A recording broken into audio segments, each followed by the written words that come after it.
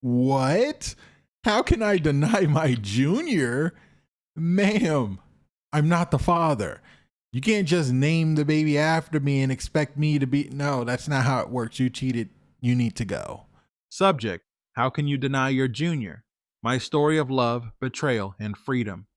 Hey man, first off, I want to say I wasn't even looking for your channel when I found it. I was just scrolling through YouTube late one night. Couldn't sleep, mind going a million miles per hour. You know how it gets after you've been burned by someone you truly loved. I wasn't searching for answers or trying to heal, nothing that poetic, but something in your thumbnail caught my eye. Some guy's story about his wife cheating while pregnant. I clicked, I watched, then I watched another and another. Before I knew it, I was 5 videos in, nodding my head, laughing in disbelief, and honestly, crying too. Not because I'm weak, but because for the first time in a long time, I didn't feel alone. So here I am now, writing you this email. My name's Dave. I'm 33 years old. I make good money, just over 90K a year as a software engineer. I've always been the type to keep to myself, solve problems logically, and push through whatever life throws my way. But this story I'm about to tell you, man, I never saw this one coming. Not in a million years. The day my little brother became my rock. Let me start with the moment that really made me want to share this. It wasn't the cheating. It wasn't the divorce. It was the hug from my 15-year-old brother, Timothy. I had just come from a heated visit with my ex and her mother. I was emotionally drained and drove straight to my parents' house, just needing to vent, maybe eat some home cooked food and feel something like normal again. But both of my parents had gone out to see a movie, something they rarely do. So it was just Timothy home. He must have seen something in my face because, without even asking, he said, "You okay, Dave?" I tried to brush it off. Told him I was fine. He wasn't buying it. "Come on, man," he said. "I ain't a kid anymore. Something's wrong." So I sat down, told him everything about Pamela, the pregnancy, the cheating, the lies. And you know what that kid did? He just listened. No judgment, no interruptions. And when I finished, he stood up, wrapped his arms around me, and said, "Brother, you'll be okay." That moment broke me, in a good way, because in all the madness, I forgot I still had people who loved me, who believed in me, who didn't see me as a fool or a failure. The woman I saved and lost. Let's rewind to the beginning. I met Pamela on a random Tuesday afternoon about 4 years ago. I was heading home from work, took a different route than usual, and saw a woman on the side of the road clearly shaken up. She'd had a bike accident, nothing too serious, no blood or broken bones, but she was rattled. Her front tire was bent like a pretzel, and she had a nasty bruise forming on her arm. I pulled over, got out, asked if she was okay, offered her some water. She laughed through her pain and said, "You're the first person who stopped." I waited with her until the ambulance arrived, even rode with her to the hospital. And after that, well, we just kept talking. I brought her some flowers a couple days later. She called me her hero and said I had the kindest eyes. Things moved fast. A year later, we were engaged. Her mom never liked me, not one bit. Now, she always had this look like I wasn't good enough or I had some secret agenda. One time she flat out said to Pamela, loud enough for me to hear, "He's only after your looks. I can tell. Men like that don't change." Pamela defended me, said we were in love. I believed her. I thought maybe her mom is just bitter or overprotective. We were good, or so I thought. The engagement that should have been a warning. The day we announced our engagement, we threw this little get together at her parents' house. Family, close friends, nothing major. And right when Pamela showed off the ring, her mom had the nerve to yell out, "Did you get him tested first? Ain't no man really waiting until marriage for sex." Everyone laughed like it was a joke, but it wasn't funny to me. See, I was raised differently. I've had sex outside of marriage before. I'm not a saint, but I made a commitment to live better. to do things right this time, and Pamela said she was on board. We both agreed to wait until marriage, and I honored that. Not because I was pressured, but because I wanted our marriage to start from a place of discipline and respect. In hindsight, that night should have been my wake-up call, but love makes you blind, and Pamela was a damn good liar. The job, the marriage, the dream. I make a solid income working remote as a software engineer. Meanwhile, Pamela worked part-time at a jewelry store. I never made her feel less than. I paid the rent, covered our bills, took her on weekend trips, and always supported her dreams, whatever they were that week. Photography, nail tech, Etsy store, you name it. I was behind it. When we got married, everything felt perfect. For the first few months, we were inseparable. Cooking dinner together, late night movie marathons, taking silly selfies around the house like teenagers in love. I thought I hit the jackpot. Then she told me she was pregnant. I cried, man. Tears of joy. I already had plans to turn our guest room into a nursery. I was Googling baby names, buying little socks I didn't even need yet. I was ready to be a father, but things shifted fast. Pamela became rude, distant, snappy. I chalked it up to hormones. After all, pregnancy's no joke. But it got worse when she said she wanted to move back in with her mom for support. I told her I didn't like the idea. Why not stay here where I can take care of you? She said I was being selfish and controlling. We argued. She left anyway. The discovery that shattered everything. Something didn't sit right. I started getting this sick feeling in my stomach every time she didn't answer a call or reply to a text. One night I tried logging into her iPad, couldn't get in. Then I found her old laptop buried in a storage bin in our closet.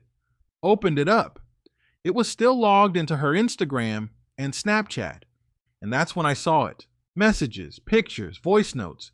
Pamela had been cheating on me during our marriage, around the time she got pregnant. There were late night messages to a man I recognized immediately, her ex-boyfriend. The same dude I confronted before we got married because he wouldn't stop texting her or calling late at night. I thought she blocked him. Turns out she just saved his number under a fake name. Then I checked her Facebook, and that's where I found out he might be the father. They had reconnected before she even moved out. Photos, comments. He called her baby mama on one post that she had hidden from her timeline. I was sick, betrayed, furious.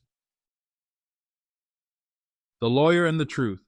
The very next day, I scheduled a meeting with a divorce attorney. I showed her the evidence. She was calm, professional, but her words cut deep.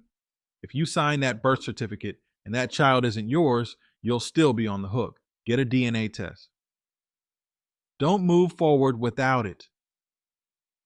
She told me this story about a man who raised a child for 7 years, then found out it wasn't his, and the court still made him pay child support because his name was on the certificate. That was all I needed to hear. I drove straight to Pamela's mom's house, told Pamela we needed to get a paternity test. She acted confused, played dumb. I told her I saw the messages, the posts, the pictures. I read it all aloud to her. Then her mom came in yelling, "Get out of here with that nonsense. Don't disrespect my baby." I left, and that's when I ended up at my parents' house talking to Timothy. The fallout. Pamela called me that night, crying, apologizing, begging. She said she messed up but swore the baby was mine. Said she wanted to spend the rest of her life making it right. She asked why I was having her serve divorce papers. I told her it was already done. I couldn't stay with someone I didn't trust, someone who broke me like this. The court hearing was rough.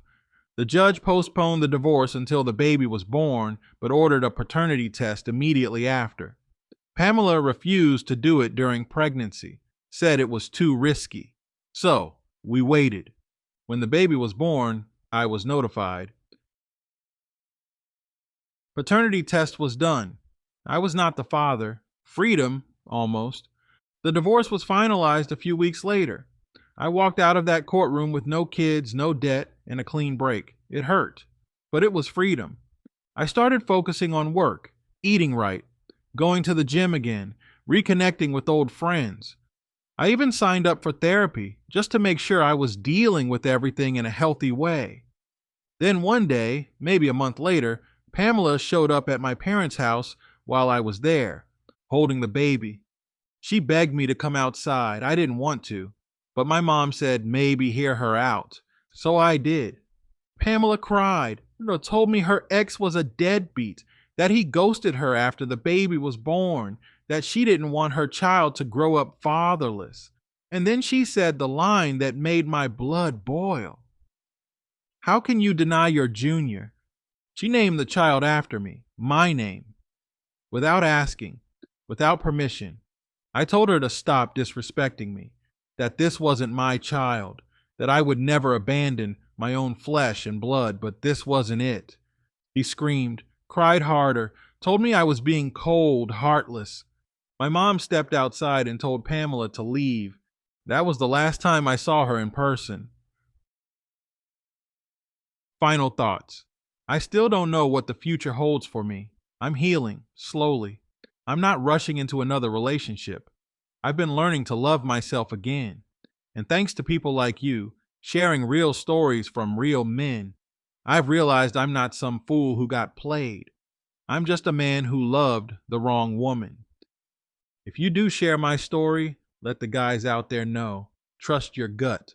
Never ignore the red flags. And most importantly, don't sign that birth certificate until you're 100% sure. Thanks for reading, brother. Dave, update. Subject. Thank you for listening and an update on my journey.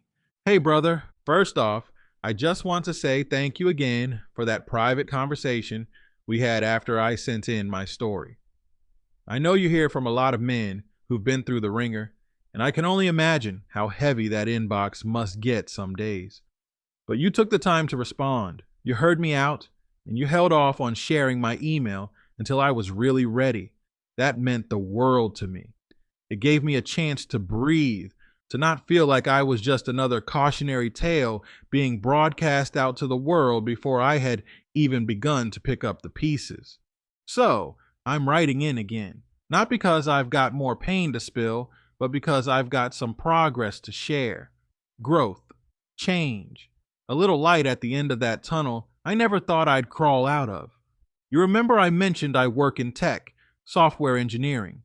I've been in the game for about 9 years now, mostly back-end development, some infrastructure, a lot of integration work. I never thought I was the type of guy to make a big life change after 30, especially not after the mess Pamela put me through. But sometimes life doesn't give you options. Sometimes it kicks you out of the burning house and dares you to build something new from the ashes. Well, I did, or at least I started to. The job opportunity that changed everything. It started small. Honestly, I was just scrolling LinkedIn one evening while watching some YouTube in the background. Probably one of your newer uploads. I wasn't even looking for work. But then I saw this posting from a company out in Texas. I won't say their name for privacy reasons, but they're big.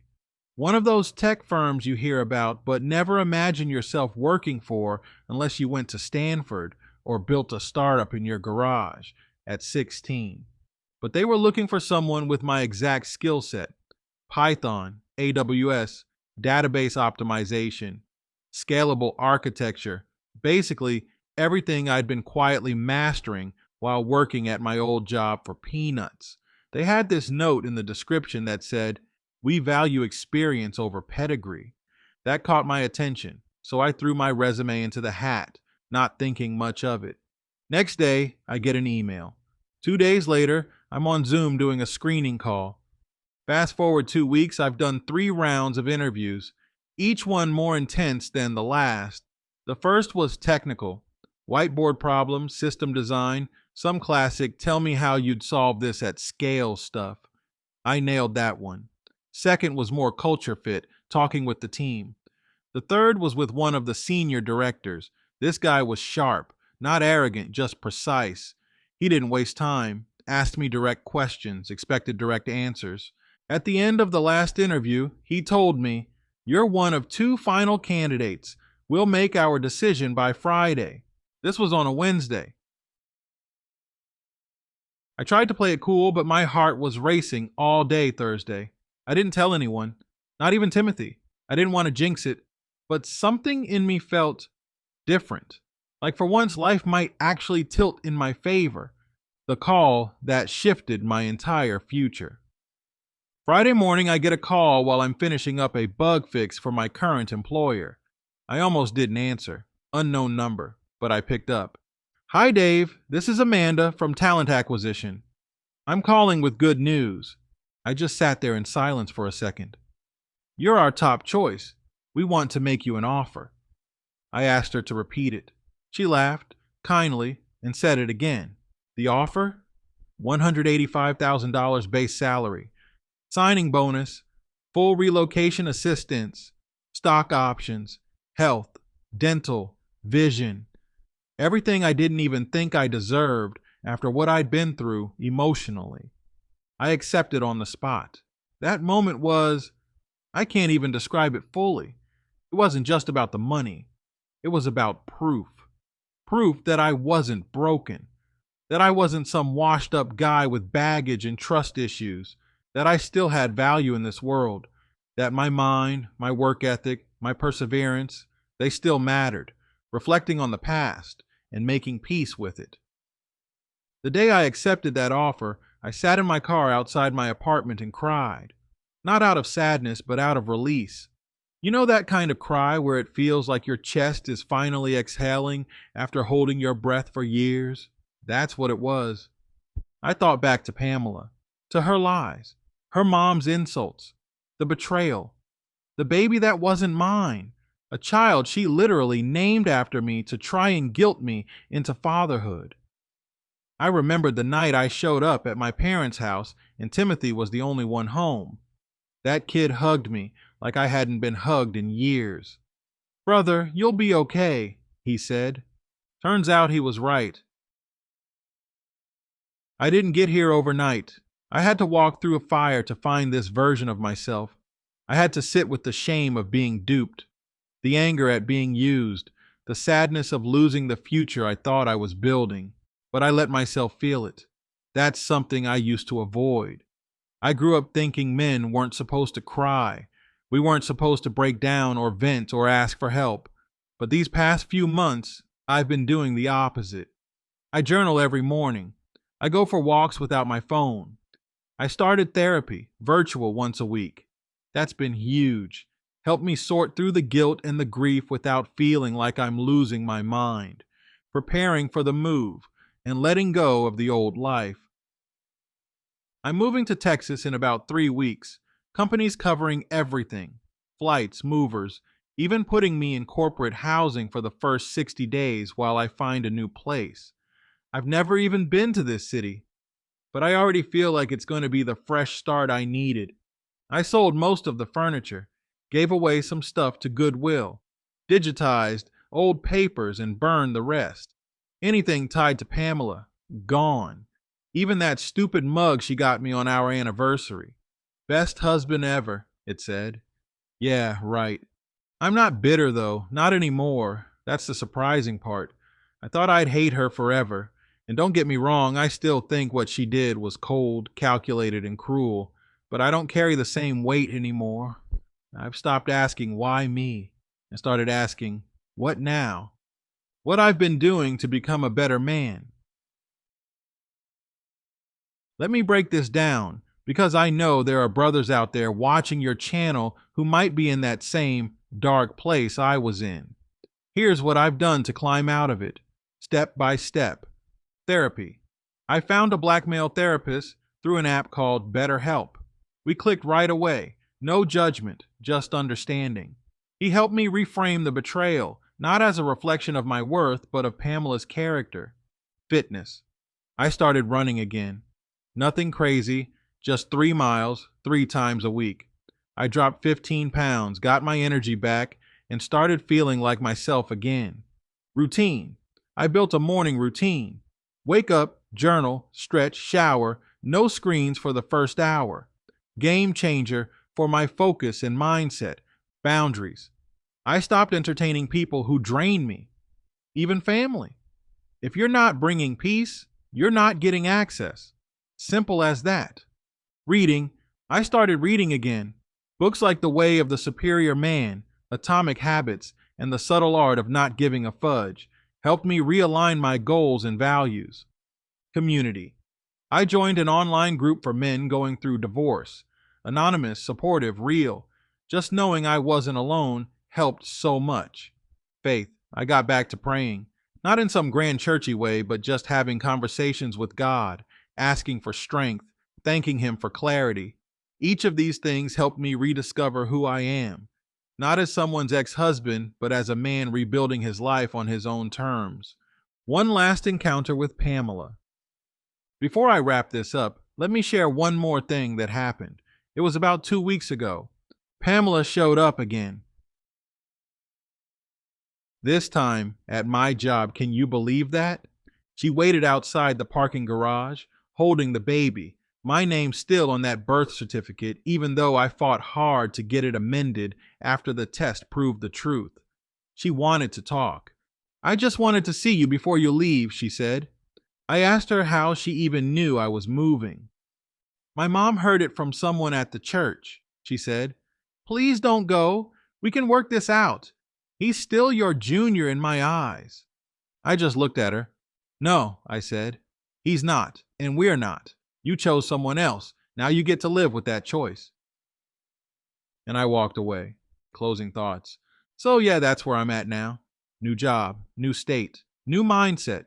No more chains tying me to a version of myself I don't recognize.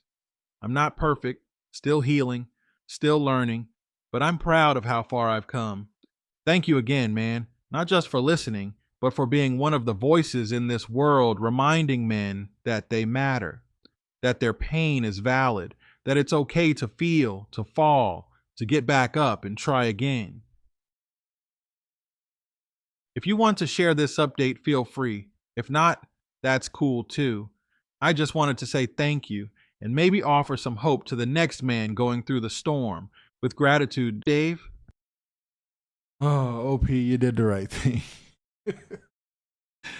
They are wild. Salute to you, man. Let's talk about that. Salute to you. You know, you got the job offer with another company. You're making more money. You're leveling up, doing you. Focus on yourself. That's the thing. Focus on yourself. She got some nerve. I named him after you. So? It's not my child. That's not my child. What are you talking about? Ridiculous. Guys, let me know what you think about this in the comments. If you want to send in a story, send it to truestorynation@gmail.com. Here, I'll put it on the screen. That is truestorynation@gmail.com. I'm going to catch you guys at the next one.